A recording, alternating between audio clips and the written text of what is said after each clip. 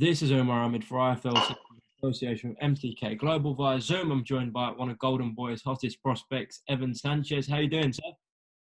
I'm doing well. How about yourself? Yeah, all good, thanks. Obviously, we're in a tough situation. All you fighters are in the same boat here. Have Golden Boy and DAZN given you any clarity on potential dates for yourself, Evan, at the moment? For sure. I'm gonna be on the first belt on July 4th for Golden Boy and Zone. So I'm really excited about that. Well, that's not bad news. To be on the first card back, you must be delighted about that, Evan. Yeah. I mean, my last fight was on March 28th, and it got canceled because of what's happening right now, the COVID. So being on the first belt means a lot because I could get right back into it again. Will that be at 147 welterweight, Evan? Is that right? We're doing actually 150 because I've been off of the sport lately. So we're gonna do 150 and go back to 147. All right, fair enough. Do you see the majority of your, or the near future of your career being at welterweight, though, Evan? For right now, yeah, 147 is where I'm gonna stay at. But until I get a title, then I might move up to 154. Yeah, I was going to ask about titles. How far away do you think you are from titles, Evan? I'll say 1 year. Beginning of next year for sure, we're going for a junior belt. But this year, I wanted to just progress little by little, see where I'm at, and just work into that junior belt, and then go after that big belts. So you turned over in 2017. What was your amateurs like? My amateurs as well. I did 130 fights. I only lost 10 to 15 fights. I can't remember. It was too many fights. But we did a little bit of losses, and we won 4 national tournaments. Out of those 4 national tournaments, one of them made me join the junior Olympic team with Devin Haney, with Shakur Stevenson, and big names in the team, and Alexis Rocha, and we traveled to Ukraine and China, and on Ukraine, I won bronze out there. Okay, that's not a bad amateur career at all. How do you feel like you're developing since you made your debut in pro ranks in 2017? I'm developing well. I mean, I'm taking my fight every one step at a time until I get a title. You haven't got a bad, setup with Oscar De La Hoya promoting you, and obviously DAZN, which is a growing network in the US and across the world. So you got the right platform, Evan. Yeah, I mean, I got one of the best promotions and one of the best people behind my team. What does Oscar say to you if he says much to you?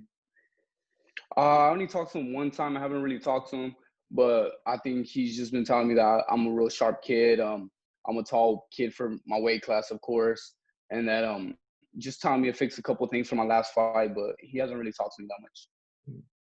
What do you think about this young crop of fighters coming through? Not necessarily at welterweight, but we're seeing potential stars like Ryan Garcia, Devin Haney, Lopez, Shakur. It seems like there's going to be a new resurgence within American boxing, and you're trying to be a part of that, Evan. Yeah, of course, I'm trying to be part of that. I mean, I've been around all those big names since I was small. I know them, but like when I was 8 years old, 10 years old. So I've been around them. Of course, I want to be up there with them too. I'm Evan, just taking my step little by little. definitely. Can you give me some names that you've sparred? Not in terms of recently, just ever. Some high caliber names you've sparred. Mikey Garcia, Josecito Lopez, Hooker, Jose Ramirez, Nate Diaz, I guess, but he's not a boxer. There's a lot. I can't even remember all of them right now. How did you end up sparring Nate Diaz? That's interesting. One day we went to Sacramento and I mean Stockton. We went to Stockton, and we didn't know that was his gym, and we just went to go spar. And luckily he was there. He was getting ready for a fight, and he just told us, "Hey, who's that tall kid?" And I guess he pointed me out, and he goes, "I want to spar him." So we did a couple of rounds. I thought we were just gonna do like 1 through 4 rounds. You know how they only fight 4 rounds? So I thought we were gonna do a couple of rounds. So I was like, all right, then he's heavier than me, he's taller than me, so it's fine. I'll do it. So we did it. We did 6 rounds. That guy did not stop throwing. He was conditioned to the max. But he was real cool. The only thing that was weird was that during the sparring, he would cuss me out, or he would tell me off, and I would try to hit him a hard punch, and he would be like, "Ooh, you hit like a girl," and I'd be like, "What the heck?" he was trying to play mental games in the ring. Well, that's I've heard a lot of sparring stories, but that's quite an interesting one. Nate Diaz saying that in the ring. In terms of your spars with like Mikey Garcia, Maurice Hooker, Jose Ramirez, how did you find you were doing? I was doing well. I actually was doing I was surprised I was doing real well with them because they're really experienced fighters. The one that really surprised me was Mikey. Mikey really tries to break you down every round by round, and he's really intelligent in the ring. Evan, you know, you're in this game, especially with that amateur career, to win world titles. As you said, next year is a realistic one. Let me just ask you about the world level scene at the moment.